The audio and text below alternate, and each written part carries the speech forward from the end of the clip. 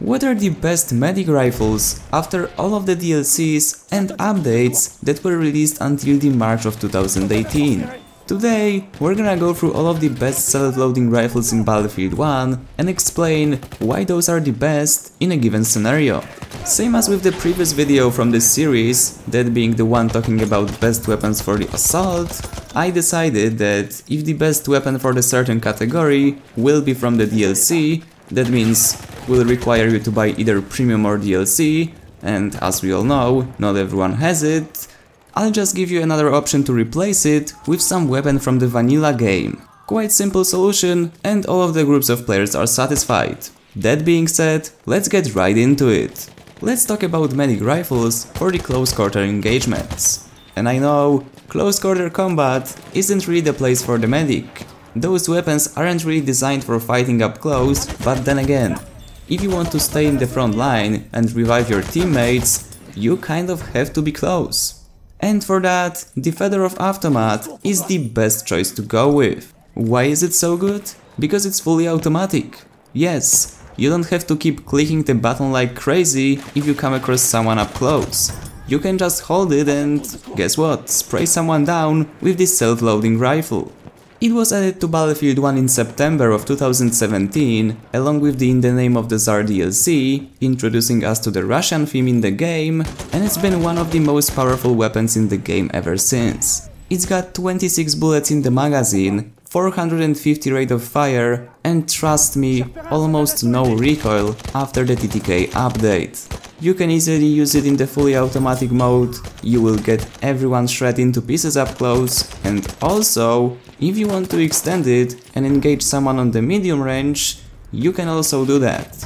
You're not gonna go with the fully automatic fire there, but if you decide to tap it, you will be just fine. Both of its variants are great, I personally prefer the optical one more, but that's just due to the sights. It's just easier to aim with those, at least for me. However, if you don't have the DLC, don't worry, because we still have the M1907 from the vanilla weapons. It is slightly worse, but then again, it still does a decent job. It's got 21 bullets in the magazine, combined with a 300 rate of fire, and what's interesting about it, it's got a sweeper variant that allows you for the automatic fire. Personally, I prefer the factory variant, which has a little bit higher accuracy, and I like to take the advantage of that, but if you go up close, you can easily take the sweeper variant and you're gonna be just fine. However, before you pick the M1907 for yourself, you just have to know that this weapon is a lot more effective if you decide to just spam your enemies with bullets. Yes, I'm serious right now. It is more effective to keep spamming the shots instead of landing them accurately, at least from up close. Naturally, I'm not trying to encourage you into missing a guy by like half a meter or even more, but all I'm saying is that if you have your sights on the opponent, it's just easier to keep spamming the button. And apart from that, it's also slightly worse than the Fedorov, because you can't really extend it to medium range. The weapon has some sort of weird bullet deviation, and even if you put your sights directly onto the guy's head, your bullets will sometimes miss. Even though you're not suppressed, you're not moving, you're not doing anything, just aiming, your bullets still don't fly straight. And moving on to the best medic rifle for the medium range engagements, again, the winner comes from the DLC. This time, Turning Tides. And, as you probably assumed, we are going to be taking a look at the Farquhar heal. There's something about this weapon, and it's not like other weapons from the medic's arsenal are bad. They're not. They're great, but Farquhar literally outclasses everything. I'd even go as far as saying that this is the jack of all trades rifle for the medic class. You can do well with it up close, granted. It's not the best one, but you can still easily destroy enemies with it. Then, at the medium range, it's just a straight monster. You just keep shredding everyone around you into pieces. And it's not even a joke. Not only is the weapon easy to use, but also it's so powerful.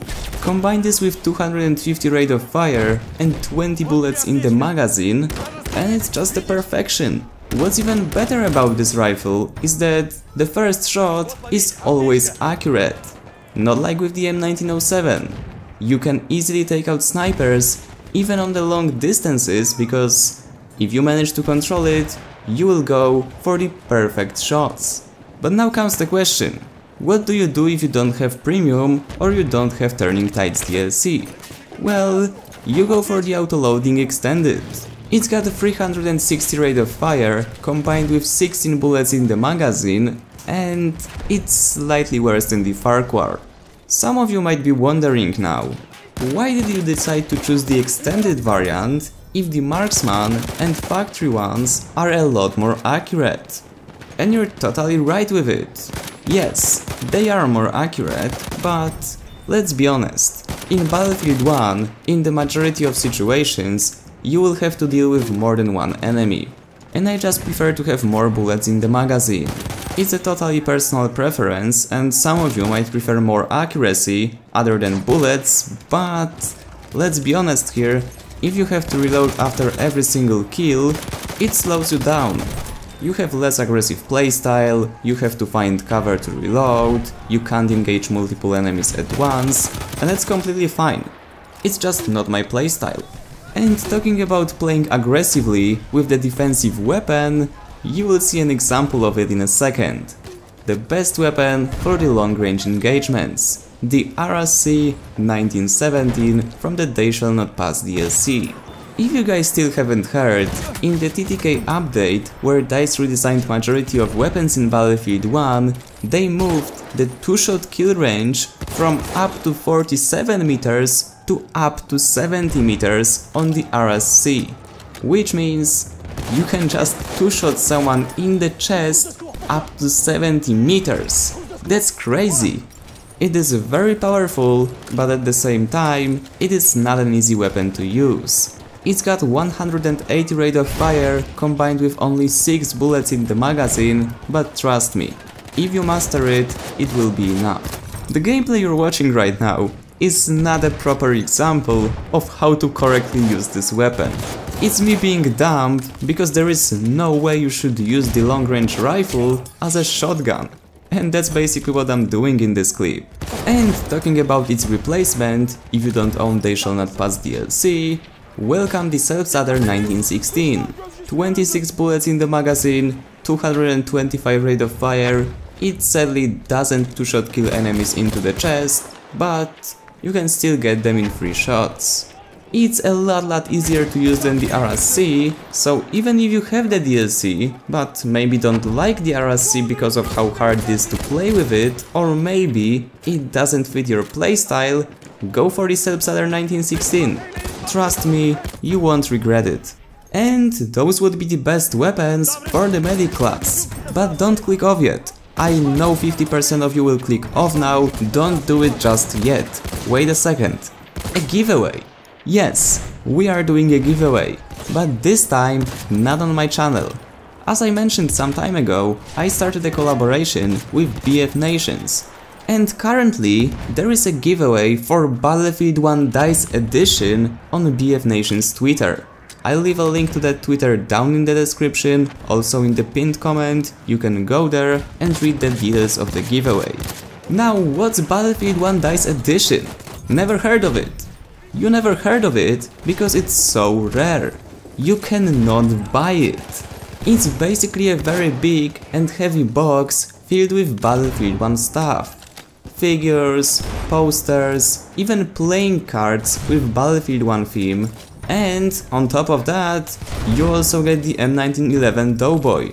And all you have to do to enter the giveaway is simply follow BF Nations on Twitter and retweet the tweet about the giveaway. It's so easy.